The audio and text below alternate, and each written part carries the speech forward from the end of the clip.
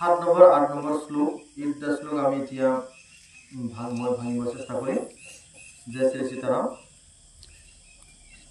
विद्यावान गुणी उति सातुर राम काज करिबे को आतुर प्रभु चरित्र सुनिबे को रसिया राम लखन सीता मन बसिया। কি কৈছে? বিদ্যাবান গুণী অতি সাতুর। হনুমানজি কি আছিলে বলে? তেও বিদ্যাবান গুণী আছিলে, জ্ঞানী আছিলে।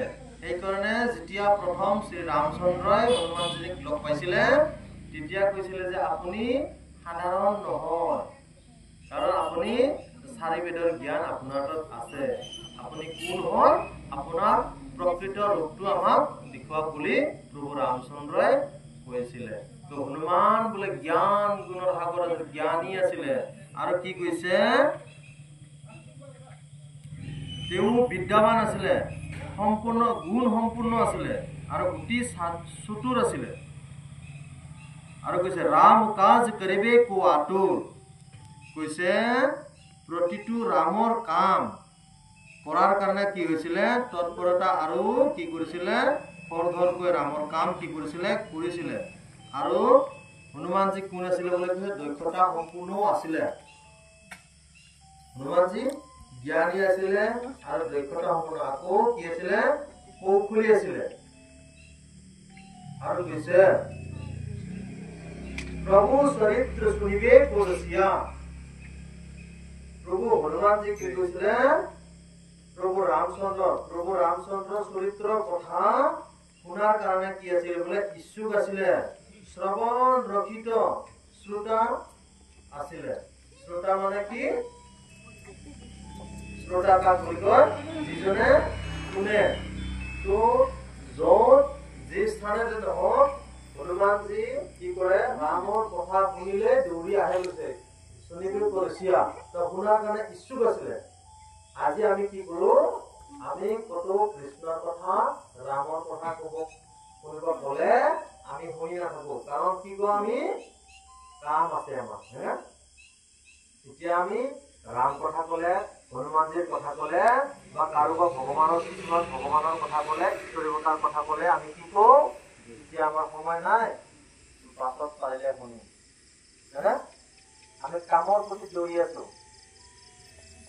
হনুমানজি কাৰ প্ৰতি আছিলে? ৰাম। হনুমানজি ৰাম ৰাম ৰাম কৈ আছিলে, আমি কি কৈ আছো? খালি কাম কাম কাম। আমি যেতিয়ালৈকে আমাৰ এই পঞ্চতত্বৰ শৰীৰ থাকিব তেতিয়ালৈকে আমি কামতে ব্যস্ত থাকিম। যেতিয়ালৈকে বাচি থাকিম তেতিয়ালৈকে কামতে ব্যস্ত থাকিম। প্ৰভু ৰামচন্দ্ৰ যেতিয়া হনুমানজি ৰাম ৰাম ৰাম কয়, বান্দৰ হৈও কি হল? সুন্দৰ হল। আমি মানুহ হৈও সুন্দৰ হব নোৱাৰিলো বা পাৰা নাই। কিহৰ কাৰণে পাৰা নাই? আমি কামৰ প্ৰতি দৌৰিছো, হনুমানজি ৰামৰ নামত দৌৰি আছো।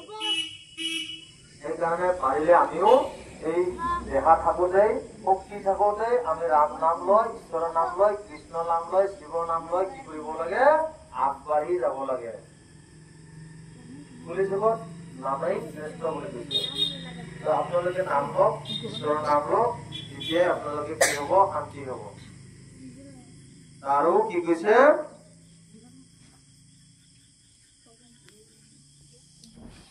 ৰাম লক্ষণ সীতা মন বসিয়া বুলি কৈছে।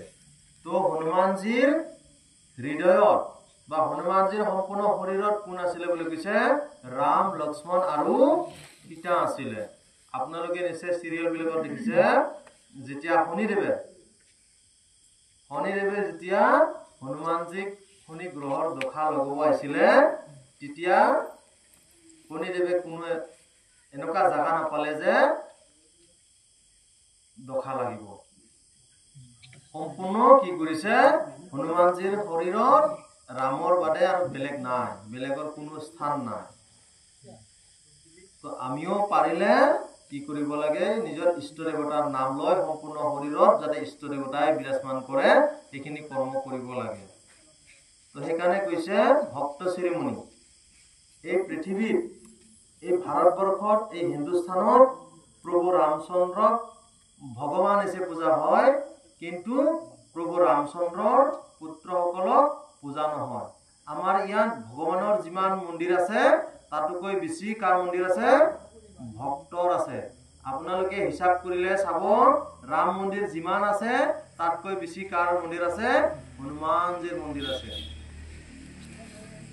এই কাৰণে ভক্তসকলে কি ধুনীয়া মানে শ্ৰৱণ কীৰ্তন গাই আছে না दुनिया चले न श्री राम के बिना राम न चलेंगे हनुमान के बिना दुनिया चले न श्री राम के बिना राम जी चले न हनुमान के बिना अरे पार न मिलेंगे श्री राम के बिना राम न मिलेंगे हनुमान के बिना এই কারণে রামক পাবৰ কাৰণে আমি কি কৰিব লাগিব হনুমানজীক পূজিব লাগিব হনুমানজীক আমি গুৰু মানিব লাগিব পৰম পূজ্য গোস্বামী তুলসীদাস প্ৰভু কি কৰিছিলে হনুমানজীৰ দ্বাৰাহে প্ৰভু ৰামচন্দ্ৰক পাবৰ কাৰণে সক্ষম হৈছিলে জয় শ্ৰী সীতাৰাম আজি হনুমান চালিসা এইখিনিতে স্থগিত ৰাখিম আমি এতিয়া